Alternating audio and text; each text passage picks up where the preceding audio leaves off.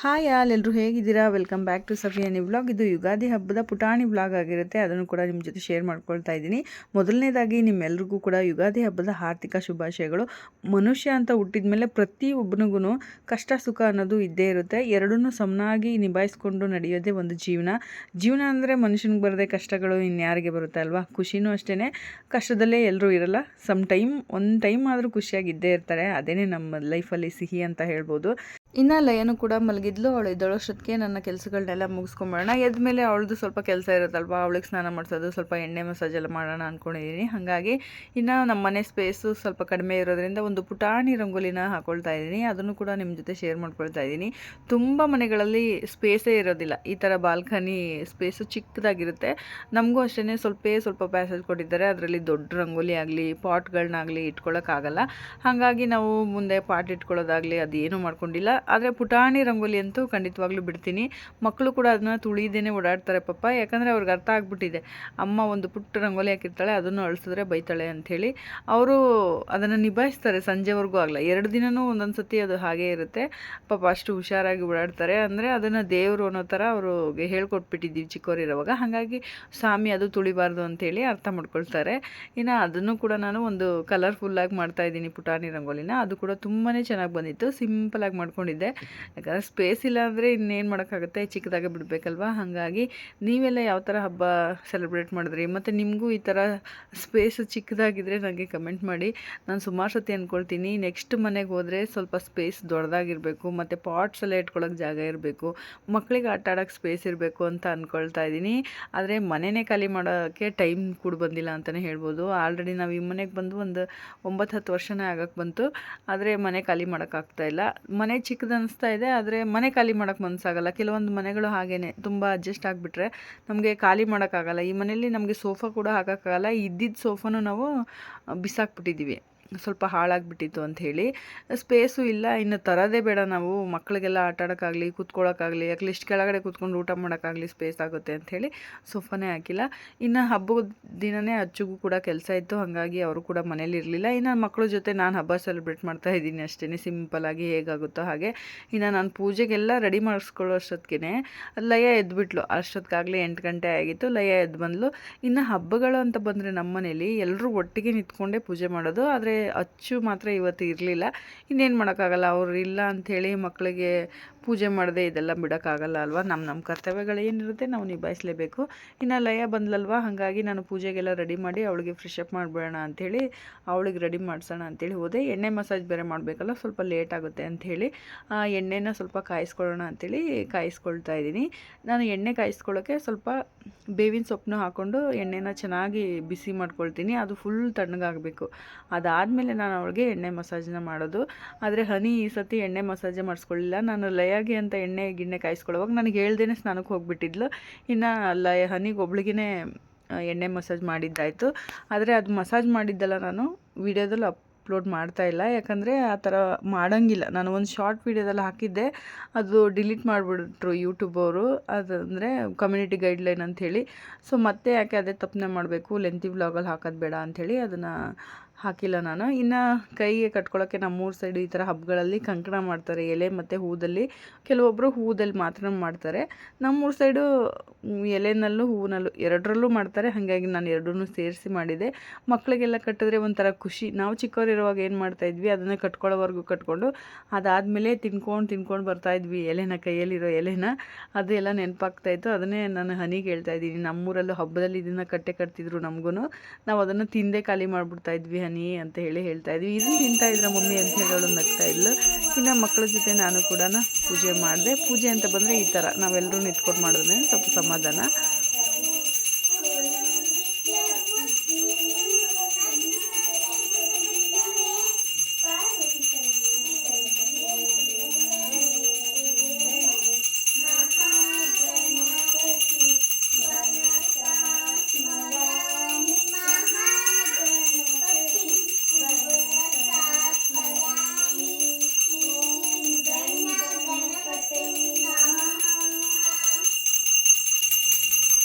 ಇನ್ನು ಮಕ್ಕಳಿರೋ ಮನೇಲಿ ಈ ಥರ ಜೊತೆಲಿ ಮಕ್ಕಳನ್ನು ಕೂಡ ಕರ್ಕೊಂಡು ಪೂಜೆ ಮಾಡೋದು ತುಂಬಾ ಒಳ್ಳೆಯದು. ನೋಡ್ತಾ ಇದ್ದೀರಲ್ವ ಮಕ್ಕಳು, ನಾವೇನು ಹೇಳ್ಕೊಡೋದೇ ಬೇಡ, ಅವರೇನೆ ಈ ಥರ ಇರಬೇಕು, ಪೂಜೆ ಮಾಡುವಾಗ ಡಿಸಿಪ್ಲಿನಿಂದ ಇರಬೇಕು, ಕೈ ಮುಗಿಬೇಕು ಅನ್ನೋದೆಲ್ಲ ಅರ್ಥ ಆಗ್ಬಿಡುತ್ತೆ ಆಟೋಮೆಟಿಕ್ಲಿ. ಇನ್ನು ಮಲಗಿದ್ರೆ ಗಂಟೆ ಶಬ್ದ ಕೇಳಿದ್ರೆ ಸಾಕು ಎದ್ದು ಕೂತ್ಕೊಂಡು ಬಿಡ್ತಾರೆ ಮಕ್ಕಳು. ಅದು ಒಂದು ಸಂಸ್ಕೃತಿ, ಮತ್ತು ನಾವು ದೇವ್ರಿಗೆ ಕೊಡೋ ರೆಸ್ಪೆಕ್ಟ್ ಅಲ್ವಾ. ಹಾಗಾಗಿ ಇನ್ನು ಪೂಜೆನೂ ಕೂಡ ಮುಗಿಸಿದ್ವಿ. ಪೂಜೆ ಎಲ್ಲ ಮುಗೀತು. ಯುಗಾದಿ ಹಬ್ಬ ಅಂದಮೇಲೆ ಬೇವು ಬೆಲ್ಲ ತಿಂದೇ ಇದ್ರೆ ನಡೀತಾ, ಹಾಗಾಗಿ ಬೇವು ಬೆಲ್ಲನೂ ಕೂಡ ರೆಡಿ ಮಾಡಿಟ್ಟಿದೆ. ಇವಾಗ ಬೇವು ಬೆಲ್ಲನ ತಿನ್ನೋಣ. ತಗೊಳ್ಳಿ, ನಿಮಗೆ ಸಿಹಿ ಜಾಸ್ತಿ ಇರಲಿ, ಬೇವು ಸ್ವಲ್ಪನೇ ಇರಲಿ, ಸಾಕು ನಿಮಗೆ ದೇವ್ರು ಕೊಟ್ಟಿರುತ್ತೆ. ಲಯ ನಿನಗೆ ಸರಿಯಾಗಿ ಬಗ್ಗಿ ತಿನ್ಬೇಕು, ಊಟ ನೋಡ್ಕೊಂಡು ತಿನ್ಬೇಕು. ಲಯ ಊಟ ನೋಡ್ಕೊಂಡು ತಿನ್ಬೇಕಲ್ವಾ? ಹಾಂ, ಏನು ಮಾತಾಡ್ಕೊತೀಯ ಒಬ್ಳೆ? ಹಾಂ,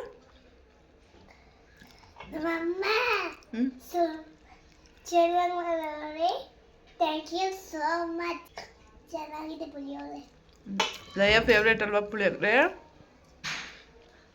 ಅದಕ್ಕೆ ಸುಮ್ಮನೆ ಒಬ್ಳೆ ತಿಂತಾ ಇರೋದು ಕುತ್ಕೊಂಡು ಸೈಲೆಂಟಾಗಿ. ಓಕೆ, ಮಾಡಿ ಮಾಡಿ, ನಾವು ತಿಂತಾ ಇದ್ದೀವಿ. ಇನ್ನು ಲಯಗಂತೂ ಪುಳಿಯೋಗರೆ ಅಂದರೆ ತುಂಬಾ ಇಷ್ಟ. ಹಾಗಾಗಿ ನನಗೇನು ಡಿಸ್ಟರ್ಬ್ ಮಾಡಿದೆ, ತಿನ್ಸು ಅಂತ ಹೇಳ್ದೇ ಕುತ್ಕೊಂಡು ಆರಾಮಾಗಿ ತಿಂತಾ ಇದ್ದಾಳೆ. ನನಗೂ ಕೂಡ ಟೈಮ್ ಆಗೋಗಿತ್ತಲ್ವ, ನನಗೆ ಅವಳಿಗೆ ತಿನ್ಸೋಷ್ಟು ಪೇಷನ್ಸ್ ಇರಲಿಲ್ಲ. ಬೆಳಗ್ಗೆ ಬೇಗ ಎದ್ದಿರೋದ್ರಿಂದ ಹೊಟ್ಟೆ ಕೂಡ ಹಸಿತಾ ಇತ್ತು. ಹಾಗಾಗಿ ನಾನು ಕೂಡ ಕುತ್ಕೊಂಡು ಪುಳಿಯೋಗರೆನೇ ತಿಂದೆ. ನಮ್ಮ ಲಯಗೆ ಅಂತೂ ಪುಳಿಯೋಗರೆ ಅಂದರೆ ಪಂಚಪ್ರಾಣ ಅಂತಲೇ ಹೇಳ್ಬೋದು. ನಿಮ್ಗೆ ಯಾವುದೆಲ್ಲ ತಿಂಡಿ ಇಷ್ಟ? ನಿಮ್ಮ ಮನೇಲೂ ಮಕ್ಕಳಿಗೆ ಏನಾದರೂ ಪುಳಿಯೋಗರೆ ಇಷ್ಟನ ಕಮೆಂಟ್ ಮಾಡಿ ಆಯಿತಾ. ಇನ್ನು ನಾನು ತಿಂಡಿ ತಿನ್ನೋವಾಗಲೇ ಒಂದು ಗ್ಲಾಸ್ ಬೇಳೆನೂ ಕೂಡ ಬೇಯಿಸೋಕ್ಕಿಟ್ಟಿದ್ದೆ ಒಬ್ಬಟ್ಟು ಮಾಡೋಣ ಅಂಥೇಳಿ. ಅದಕ್ಕೇ ಇವಾಗ ನಾನು ಒಂದು ಗ್ಲಾಸಷ್ಟು ಬೆಲ್ಲನೂ ಕೂಡ ಸೇರಿಸ್ಕೊಳ್ತಾ ಇದ್ದೀನಿ. ಒಂದು ಮುಕ್ಕಾಲು ಭಾಗ ಬೆಂದ ಮೇಲೆ ನೀರನ್ನ ಬಸ್ಬಿಟ್ಟು ಬೆಲ್ಲನ ಸೇರಿಸ್ಕೊಳ್ತಾ ಇದ್ದೀನಿ. ಇನ್ನು ನಮ್ಮ ಮನೇಲಿ ಒಂದು 10ರಿಂದ 15 ಒಬ್ಬಟ್ಟು ಮಾಡಿದ್ರೆ ಸಾಕಾಗುತ್ತೆ. ಯಾಕಂದರೆ ತಿನ್ನೋದು ನಾವಿಬ್ಬರೇ. ಲಯ ಒಂದು 2-3 ಒಬ್ಬಟ್ಟು ತಿನ್ಲು ಅಂತ ಅನಿಸುತ್ತೆ. ಹನಿ ಅಂತೂ ತಿನ್ನಲೇ ಇಲ್ಲ ಯಾಕೋ. ಒಬ್ಬಟ್ಟು ಅಂದರೆ ತುಂಬ ಇಷ್ಟ ಅವಳಿಗೆ. ಆದರೆ ಈ ಟೈಮ್ ಯಾಕೋ ಅವಳು ಹೆಚ್ಚಾಗಿ ತಿನ್ನೋಕೆ ಹೋಗಲಿಲ್ಲ. ಸ್ವಲ್ಪ ಮೂಡಿಯಾಗಿದ್ಲು ಆಲ್ರೆಡಿ ಅವಳು ಹಬ್ಬ ಬರೋಷ್ಟೊತ್ತಿಗೆ. ಹಾಗಾಗಿ ಅವಳು ಅಷ್ಟೊಂದು ಇಷ್ಟಪಟ್ಟು ಊಟನ ಏನು ಮಾಡೋಕ್ಕೆ ಹೋಗಲಿಲ್ಲ. ಅವಳಿಗೆ ಒಬ್ಬಟ್ಟು ಸಾರು ತುಂಬ ಇಷ್ಟ ಆಯ್ತಂತೆ, ಅದನ್ನು ಮಾತ್ರ ತಿಂದು ಮುಗಿಸಿದ್ಲು ಅವಳು ಊಟನ ಇವತ್ತು. ಒಂದು ಹಪ್ಪಳ ಏನೋ ತಿಂದ್ಲು ಅಷ್ಟೇ. ಇನ್ನು ಲಯದು ಸ್ನ್ಯಾಕ್ಸ್ ಟೈಮ್ ಬಂದರೆ ಸಾಕು, ಅವಳು ಆ್ಯಪಲ್ಲು ಇಲ್ಲಾಂದರೆ ಡ್ರೈ ಫ್ರೂಟ್ಸ್ ಏನಾದರೂ ತೊಗೊಂಬಂದು ನನಗೆ ಸ್ನ್ಯಾಕ್ಸ್ ಟೈಮ್ ಆಯಿತು, ಇದು ಕಟ್ ಮಾಡಿಕೊಡು ಮಮ್ಮಿ ಅಂತೇಳಿ ಅವಳಷ್ಟು ಅವಳೇ ಬಂದು ತಂದು ಕೊಟ್ಬಿಡ್ತಾಳೆ, ನಾನು ಮರ್ತೋಗಿದ್ರು. ಯಾಕಂದರೆ ಅಭ್ಯಾಸ ಆಗಿಬಿಟ್ಟಿದೆಯಲ್ವಾ, ಅವಳಿಗೂ ಕೂಡ ಆ ಟೈಮ್ಗೆ ಏನಾದರೂ ತಿನ್ಬೇಕು ಅನಿಸ್ತಾ ಇರುತ್ತೆ. ಹಾಗಾಗಿ ಇನ್ನು ಪಲ್ಯನೂ ಅಷ್ಟೇ, ನಾನು ಸಿಂಪಲ್ಲಾಗಿ ಒಂದು 2-3 ಥರದ ಪಲ್ಯನ ಮಾಡ್ಕೊಳ್ತಾ ಇದ್ದೀನಿ. ಮೊದಲನೇದಾಗಿ ಬೀನ್ಸ್ ಪಲ್ಯನ ಮಾಡ್ಕೊಳ್ತಾ ಇದ್ದೀನಿ. ಇದಕ್ಕೆ ನಾನು ಸಾಸಿವೆ, ಕಡಲೆಬೇಳೆ, ಸ್ವಲ್ಪ ಕರಿಬೇವು, 1-2 ಮೆಣಸಿನ್ಕಾಯಿನೂ ಕೂಡ ಹಾಕ್ಕೊಂಡು ಫ್ರೈ ಮಾಡಿಕೊಂಡು, ಸ್ವಲ್ಪ ಈರುಳ್ಳಿನೂ ಕೂಡ ಹಾಕ್ಕೊಂಡು ಫ್ರೈ ಆದಮೇಲೆ ನಾನು ಸ್ವಲ್ಪ ಬಾಯ್ಲ್ ಮಾಡಿ ಕೂಡ ಇಟ್ಕೊಂಡಿದ್ದೆ ಬೀನ್ಸ್ನ, ಅದನ್ನು ಸೇರಿಸ್ಕೊಳ್ತಾ ಇದ್ದೀನಿ. ಉಪ್ಪು ಹಾಕಿ ಚೆನ್ನಾಗಿ ಫ್ರೈ ಮಾಡ್ಕೋಬೇಕು.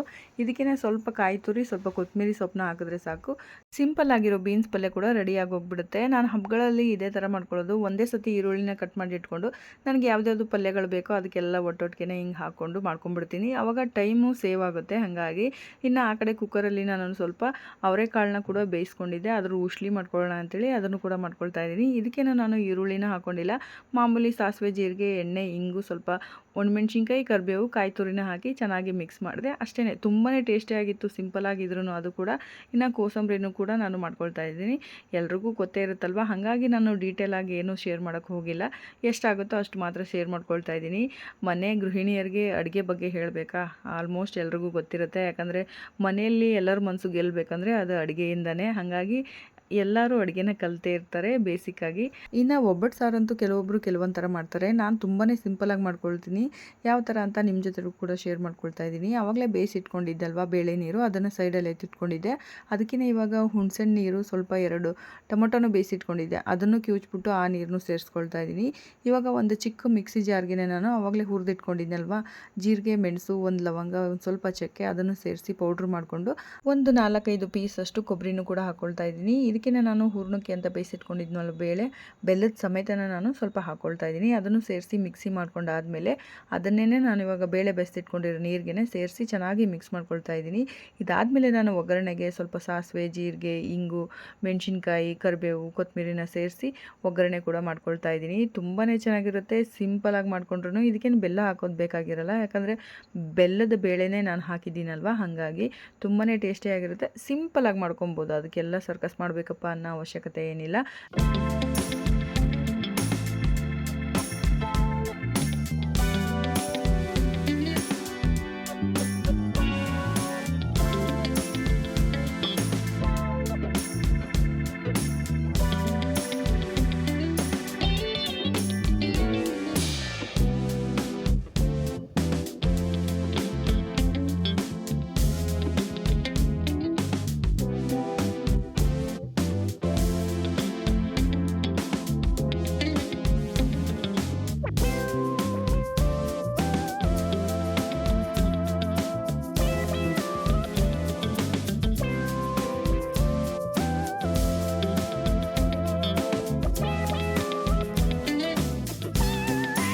ಇನ್ನು ನಾನು ಒಬ್ಬಟ್ಟು ಮಾಡೋವಾಗಲೇ ಅಚ್ಚು ಕೂಡ ಬಂದು ಫ್ರೆಶ್ ಅಪ್ ಆಗಿಬಿಟ್ಟು ಬಂದರು. ಹನಿ ಇವಾಗ ಅವಳಿಗೆ ನಾವು ಕಟ್ಕೊಂಡಿದ್ವಲ್ಲ ಕಂಕಣ, ಅವ್ರಿಗೂ ಒಂದು ಮಾಡಿ ಎತ್ತಿಟ್ಟಿದ್ದೆ, ಹಾಗಾಗಿ ಅದನ್ನು ಕೂಡ ಕಟ್ತಾ ಇದ್ದಾಳೆ.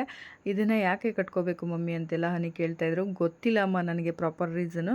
ನಾವು ಚಿಕ್ಕವರಿರುವಾಗ ನಮ್ಮನೇಲೂ ಕೂಡ ಕಟ್ತಾಯಿದ್ರು, ಹಾಗಾಗಿ ಕಟ್ತಾ ಇದ್ದೀನಿ ಅಂಥೇಳಿ. ಇನ್ನು ಅಡುಗೆ ಮಾಡುವಾಗ ನಾನು ಕೆಲವೊಂದು ರೆಸಿಪಿಗಳನ್ನ ತೋರಿಸಿರಲಿಲ್ಲ, ಹಾಗಾಗಿ ಅದನ್ನು ಕೂಡ ಇವಾಗ ಶೇರ್ ಮಾಡ್ಕೊಳ್ತಾ ಇದ್ದೀನಿ. ಪುಳಿಯೋಗರೆ ಗೊಜ್ಜು ಕೂಡ ಇತ್ತಲ್ವ, ಅದನ್ನು ಸೇರಿಸಿ ಸ್ವಲ್ಪ ಪುಳಿಯೋಗರೆನ ಮಾಡಿದ್ದೆ.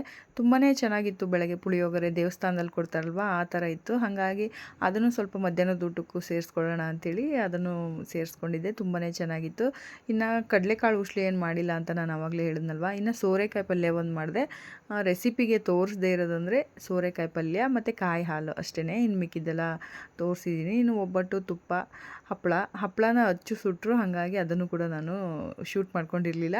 ಇನ್ನು ಊಟನ ಎಲ್ಲರೂ ಈ ಥರ ಜೊತೇಲಿ ಕುತ್ಕೊಂಡು ತಿಂದರೆ ನಮ್ಮ ಇವತ್ತಿನ ಹಬ್ಬದ ಅಡುಗೆ ಊಟ ಎಲ್ಲ ಹಬ್ಬನೇ ಮುಗೀತು ಅಂತಲೇ ಲೆಕ್ಕ. ಯಾಕಂದರೆ ನನಗಿನ್ನು ಕಿಚನಲ್ಲಿ ಸಿಕ್ಕಾಪಟ್ಟೆ ಪಾತ್ರೆಗಳಿತ್ತು, ಅದನ್ನು ತೊಳಿಬೇಕಾಗಿತ್ತು, ಕ್ಲೀನ್ ಮಾಡಬೇಕಾಗಿತ್ತು.